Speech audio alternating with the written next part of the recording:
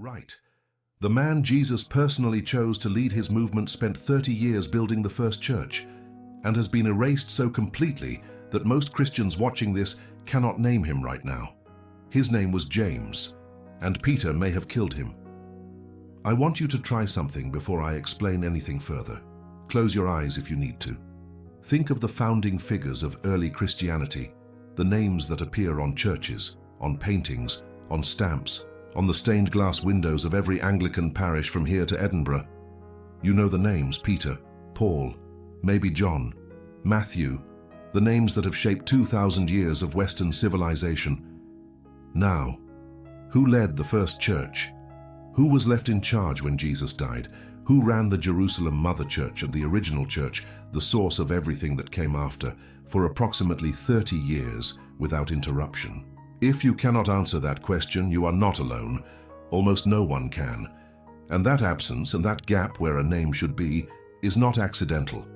It is, I would argue, the most carefully managed silence in the history of Western religion. The name is James, James the Just, and what was done to him and how it was done and why it has been hidden is what I am going to show you today. I should say at the outset that I am going to be careful about how I frame certain things in this particular video. There is a question at the end of this history that I will lay out and not answer directly. I will give you the evidence. You decide what it implies. Now, who was James? In Jewish religious tradition, there was a concept the scholars call the deposed, a Greek word meaning belonging to the Lord, used to refer to the blood relatives of Jesus. In Second Temple Jewish practice, blood kinship with a holy figure carried inherent religious authority. It was not simply a biographical detail, it was a structural claim about who had the right to speak, to lead, to interpret, to govern. The idea that authority flows through blood lineage was not peculiar to Judaism. It was broadly ancient Near Eastern, but in the specific context of the Jerusalem community that formed around Jesus' teachings, the desposinoi principle meant that James, as Jesus' brother or very close blood relative, held a kind of standing that no appointment could replicate and no rival could simply override. James remained in Jerusalem. While Peter traveled and Paul traveled and the missionary movements of the first generation spread across the Mediterranean world, James stayed. He stayed in the city where everything had happened, in the community that had formed around the eyewitness accounts, presiding over what the first-generation Christians understood as the Mother Church, the original community, the source. And what I find remarkable when I look at the documents is not that James held this position. That is easily established. What is remarkable is that the evidence for his authority is preserved in documents written by people who had every reason to downplay it, including Paul himself. In a moment, I will show you a document written by someone who argued persistently against James's position that still places James's name first in a list of the 3 chief apostles. Not Peter first, James first. And that is not my interpretation, that is the text. But I want to give you a moment to hold the image of James in the Jerusalem church before we get to the documents. Because the institutional erasure of James is so thorough that most people who watch this channel, people who have read the New Testament, who have sat through sermons, who have studied theology at some level, have never had occasion to form a clear picture of who he was. He was not marginal. He was not a local administrator while the real leaders handled the important work elsewhere. He was the center, the origin point, the figure to whom Paul returned to report after his missionary journeys, the figure whose emissaries caused Peter to change his behavior at the dinner table in Antioch, the figure who pronounced the binding ruling at the Jerusalem Council when the question of Gentile inclusion threatened to split the movement entirely, and he has been almost completely removed from the public understanding of who founded Christianity. Hold that for a moment, because there is something even more specific about his authority that I need to come back to, something that is not in Paul's letters, and that requires a different kind of source. Let me go to the documents first. Paul's letter to the Galatians is one of the most historically significant texts in the New Testament, not primarily for its theology, which is taught everywhere, but for what it inadvertently reveals about the power structure of the early movement. Paul is writing in several places in Galatians in a state of considerable agitation. He is arguing for his own apostolic authority against people who question it. He is defending his mission to the Gentiles against those who insist on Torah observance. He is, in short, writing in a context where his position is being challenged, and the challenge is coming, at least in part, from Jerusalem. And in Galatians chapter 2, verse 9, Paul lists the three pillars of the Jerusalem church, the three figures who hold authority over the mother community. He writes, and I am translating directly from the Greek, James and Peter and John, those who were considered to be pillars. James, then Peter, then John. In Greek, Iakobos kai Kephas kai Ioannis. I have read this text in English all my adult life. I was taught from this text. I have taught it myself, and I cannot adequately explain to you why I did not properly register the name order until I was in the early years of my academic career, sitting in a seminar room in Durham on a grey November morning, preparing a lecture on Pauline correspondence. I was working through the text in Greek, genuinely working through it word by word with a lexicon, and I came to that phrase, Iakobos kai Kephas kai Ioannis, and I stopped. I read it again, and then again. It was not a new discovery. Every New Testament scholar working seriously in the Greek text knows that Paul lists James first. It is in the scholarship. It is noted in footnotes. It is technically available. But what happened to me that morning was not intellectual acknowledgement of a footnote. It was seeing for the first time, and with a kind of spreading unease, what the text had always said and what my training had consistently failed to make me register. Paul, who argued against James's authority, who confronted James's representatives, who spent significant portions of his letters defending his independence from Jerusalem, still placed James's name first when he listed the men who mattered most. Not out of respect he did not feel, out of the plain fact that James was first. James outranked Peter, not in the tradition that most of Christianity has received, but in the documents, in Paul's own writing, in the evidence that was too widely distributed to suppress. There is your answer, but that is only the beginning. Clement of Alexandria, writing in the 2nd century, preserved a record that addresses the question directly. Clement records that Peter and James and John, after the ascension of the Savior, did not claim glory for themselves but chose James the Just as Bishop of Jerusalem. The three most prominent apostles, according to this 2nd century account, voluntarily subordinated themselves to James, not the other way around. They chose him, they deferred to him, And then there is Acts chapter 15, the Jerusalem Council, approximately 49 of the Common Era. The entire early movement has gathered because the question of whether Gentile converts must observe Jewish law threatens to fracture everything. Peter speaks. Paul and Barnabas speak. The assembly listens. And then James speaks last. And what James says becomes the binding ruling that the rest of the assembly accepts without challenge. There is no vote. There is no debate following James's pronouncement. He speaks. It is settled. If you read the structure of Acts 15 without the interpretive lens you were given, without the assumption that Peter is the primary figure, you see a clear power hierarchy. The assembly defers to James, not because they are polite, because he has authority they recognize. But there is something even stranger than the hierarchy in Paul's letters. Something involving a text that was buried for 1600 years and found in a sealed jar in Egypt in 1945. And it contains a conversation you were never supposed to read. I need to hold that for a moment and take you to Antioch first, because what happened in Antioch in the late 40s of the 1st century is the single most revealing episode in the New Testament about who actually held power. And Paul himself wrote it down. What I am about to describe rearranges the founding structure of Western Christianity. I want you to follow it carefully. Paul tells the story in Galatians chapter 2, verses 11 through 14. He is telling it to make a theological point about hypocrisy and the law. But embedded in his account of Peter's behavior is a structural revelation so clear that it is remarkable no one made more of it for nearly 2,000 years. Peter was in Antioch.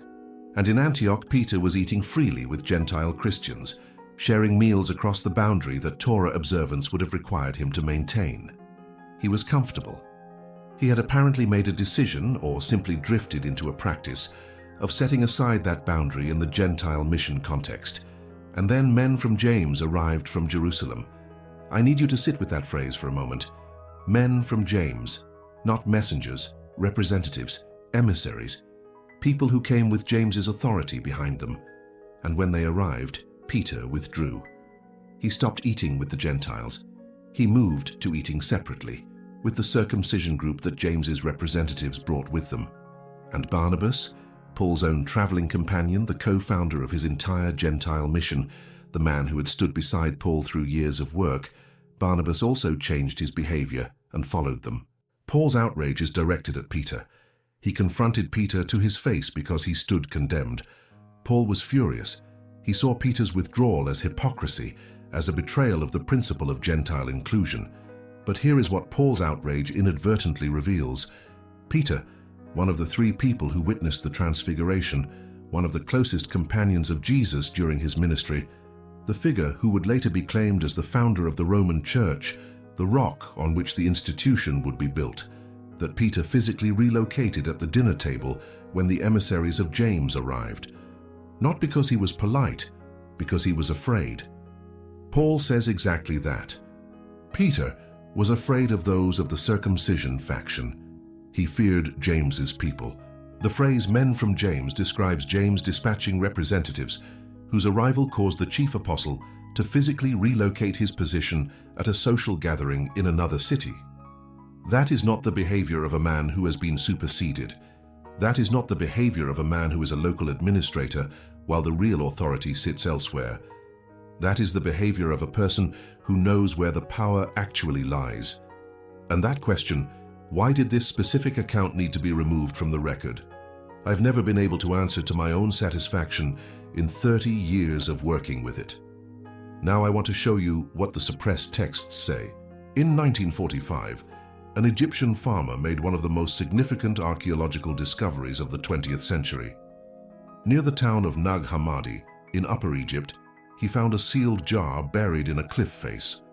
Inside the jar were 13 leather-bound codices containing 52 texts that had been copied in the 4th century and then hidden, almost certainly because they were about to be destroyed. These texts are now called the Nag Hammadi Library. Among them is a document called the Gospel of Thomas. It is a collection of sayings attributed to Jesus, 114 of them numbered by scholars in the modern editions.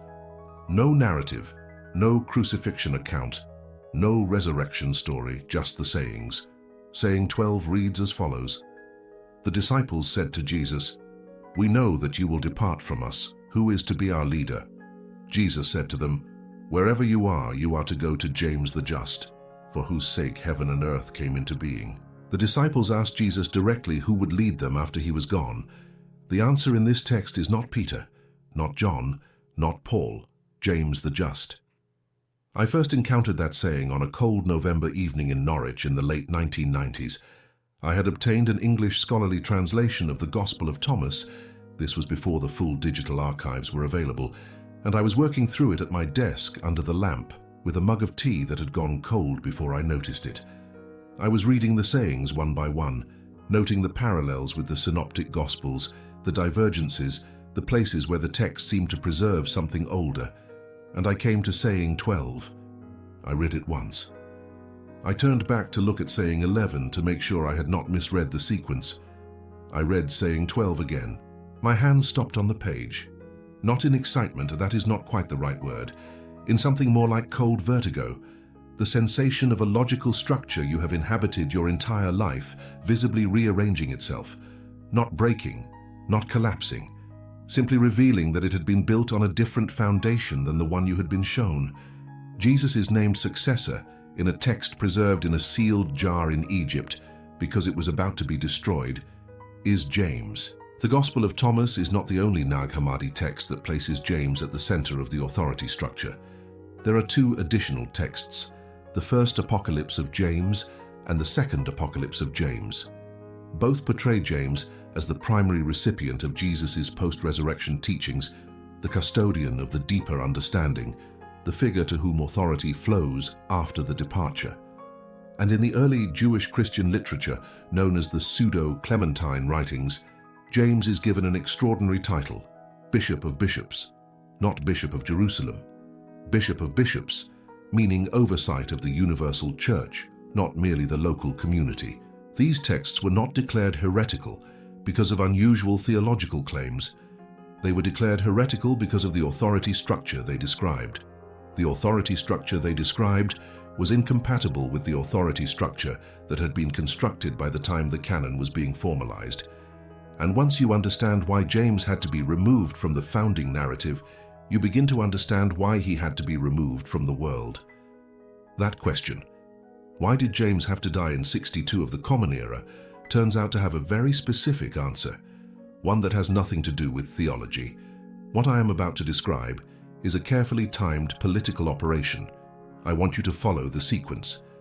By the early 60s of the first century, Paul's Gentile mission had significant momentum across the Mediterranean. The network of communities Paul had established in Rome, Corinth, Ephesus, Thessalonica, these were growing, becoming institutionally embedded in the cultural fabric of the Greco-Roman world. The Pauline version of Christianity, which had managed to separate itself from the requirement of Torah observance, was expanding in ways that the Jerusalem model, with James's insistence on Jewish law, could not match simply by virtue of geography and cultural accessibility. James in Jerusalem was a constant counterweight. His authority over the massive communities of Jewish Christians in the Holy City, people who had come to Jerusalem from across the diaspora for the pilgrimage festivals and stayed, people who had known Jesus' family, people who held the desposinoi tradition as living reality, was not simply symbolic, it was structural. As long as James was alive and in Jerusalem, the question of which model of Christianity was authoritative remained genuinely open. And then the Roman procurator Festus died. This is the detail that is almost never adequately addressed in standard accounts of the period. Festus died in office. The administration of the province did not pass immediately to his successor, a man named Albinus, who was still traveling from Rome. There was a gap. Approximately 3 months, perhaps slightly more, when the province was without a Roman governor, without Roman authority, without the oversight that made certain actions politically and legally impossible. In a Roman-administered province, capital punishment required Roman authorization. The law was clear. The custom was established. Everyone in the Jerusalem power structure understood it. The high priest Ananus ben Ananus, a Sadducee, described in ancient records as bold and very insolent, convened a Sanhedrin in this 3-month window. He brought James before the assembly on charges of violating the law. He had James and several others stoned. He chose his moment. He waited for the procurator to die. He acted before the replacement arrived. The trial was conducted in the legal vacuum. The execution took place before Roman authority could prevent it. And then something happened that I have never seen adequately explained in any standard church history I have read. The reaction to James's murder was not confined to his Christian followers. The outrage was broader. Ancient records describe those who were considered the most fair-minded people in the city, people across the Jewish community, not simply those who had followed James, immediately complaining to the incoming governor Albinus about the illegal execution. Albinus, who had not yet arrived in the province, received these complaints and acted on them. He deposed Ananus from the high priesthood. The execution was publicly recognized as illegal. The man who ordered it was removed from office. Before I tell you what SPINOZA actually identified about this and why his reading is dangerous to certain institutional interests, I need to stay with James's death a moment longer. There is a 2nd century chronicler named Hegesippus, whose accounts have survived in fragments. Hegesippus describes James in terms that suggest a status extending far beyond conventional religious leadership. He describes a man who drank no wine and ate no meat, who kept a regime of prayer so continuous and intense that his knees became calloused, hardened, the text says, like a camel's. He was called James the Just, not as a nickname, but as a recognized title, a formal acknowledgement of his standing. And then Hegesippus says something that I cannot read without understanding that James occupied a position in the Jerusalem religious world that was not simply Christian. He says that James was permitted to enter the Holy of Holies, the innermost sanctuary of the temple, the place that by law and tradition could only be entered by the high priest once a year on Yom Kippur. A Christian leader, a brother of Jesus, permitted into the most sacred space in Judaism. I was working on a paper about the legal context of the 62 AD execution when I came across the commentary that made this particular piece of history land as felt understanding rather than academic knowledge. It was a grey autumn afternoon in the Bodleian in Oxford. I was examining a well-regarded 13th century theological commentary on the Acts of the Apostles. I had been at the desk for several hours. The light through the reading room windows was the colour that Oxford gets in mid-autumn, the kind of grey that is not dreary but emphatic, the light of a place that does not pretend the year is not ending. I was working through the commentary, looking for the section that addressed the legal mechanics of the 62 AD execution. I found the section, 80 pages devoted to Peter, his role as the founding authority, his primacy, his Roman mission, the theological and institutional significance of his position as the rock on which the church was built. Serious theological and historical scholarship, lavish in its detail, its cross-referencing, its careful argument. And then, at the bottom of page 340 in a footnote, the execution of James in 62 AD was summarized in a single paragraph, described as a minor incident of uncertain historical significance. I put the pencil down on the desk. The reading room was quiet around me, that particular quality of quiet that large libraries have, low voices and the sound of pages and nothing else. I sat looking at the footnote for quite a long time. What I experienced was not the intellectual recognition that institutional bias existed. I had known that in the abstract for years. What I experienced was something physical, the sensation I can only describe as cold anger settling into the chest like a stone. The moment of understanding not as theory, but as felt experience. A scholarly text that had devoted 80 pages to a man whose authority in the primary sources was described as secondary, and another man who warranted a single footnote. The commentary was not dishonest. It was the product of a tradition that had so thoroughly absorbed the constructed hierarchy that the discrepancy between what the primary sources said and what the tradition taught was invisible to the scholar who wrote it. He was not suppressing James. He had simply never been equipped to see him. The implications of what I am about to describe, I will not state directly. I will lay out the sequence. You decide. After the Jewish War and the destruction of Jerusalem in 70 of the Common Era, the Jerusalem Church, James's church, the mother church, the source, physically ceased to exist. The city was devastated. The community was scattered. The institutional memory of the movement that James had led for 30 years was destroyed along with the city that had housed it.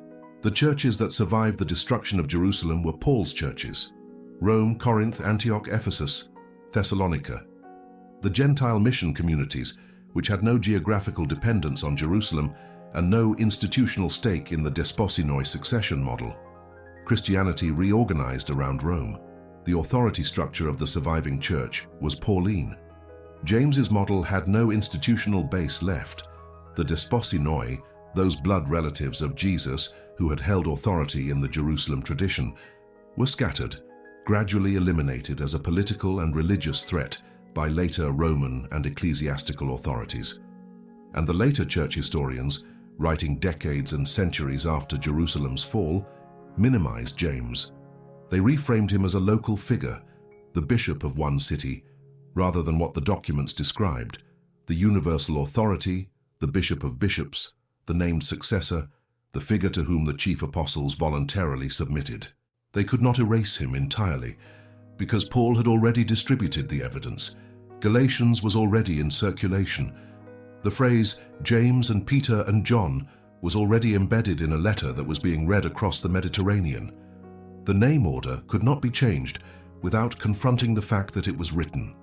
The Antioch incident could not be removed without gutting the theological argument that surrounded it. Paul, in his effort to defend his own position against James's authority, had preserved the evidence of that authority in documents too widely known to destroy. and now we can finally ask the question I have been building toward.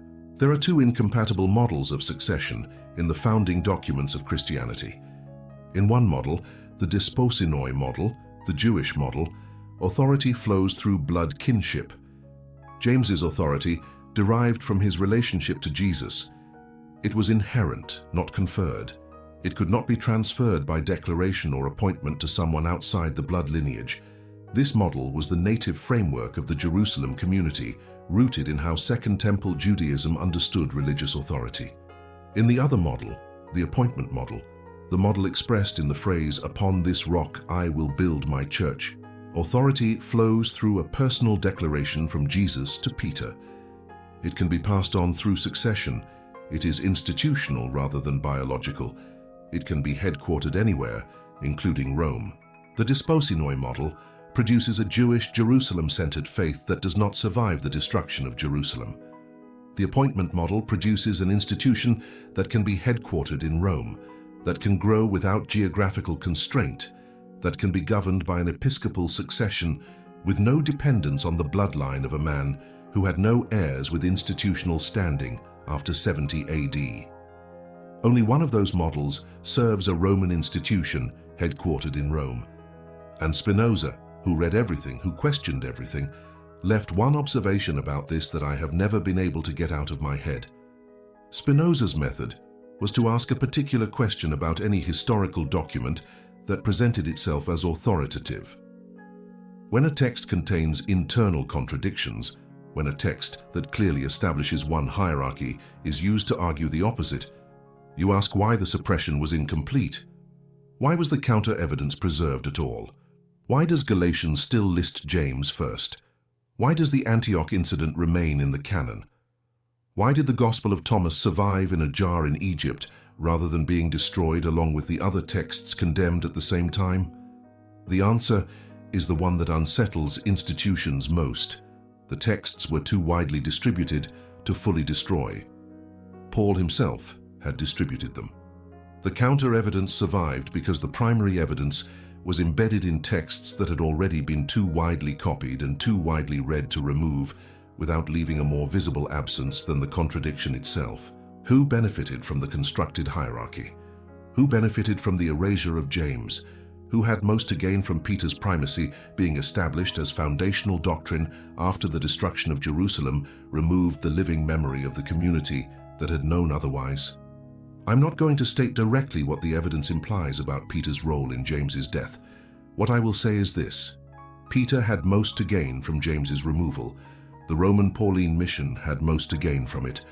The execution happened in the only legal vacuum that would have permitted it, convened by a high priest whose action was immediately recognized as illegal, completed in the 3 months between one governor's death and another's arrival, a window that would have required either inside knowledge of the timing or very careful attention to the political situation. Spinoza's method demands that when you ask who benefits from a historical revision, you are already asking the right question. You do not need to answer it to understand what it reveals about who constructed the version of Christianity you inherited. What would Christianity look like if James's succession had held? A Torah-observant, Jerusalem-centered faith rooted in blood kinship with Jesus, led by men and women who had known him, governed by the desposinoi principle that had sustained Jewish religious authority for centuries before him. What does it tell us? That the version which survived was built by the man James publicly humiliated in Antioch. I will leave that with you. Take care of yourselves. Hey, I'm Daniel. I spent 20 years as a professor of religious history. Then I discovered something that cost me my career, but I couldn't keep it to myself. What Spinoza found, it changes everything you think you know.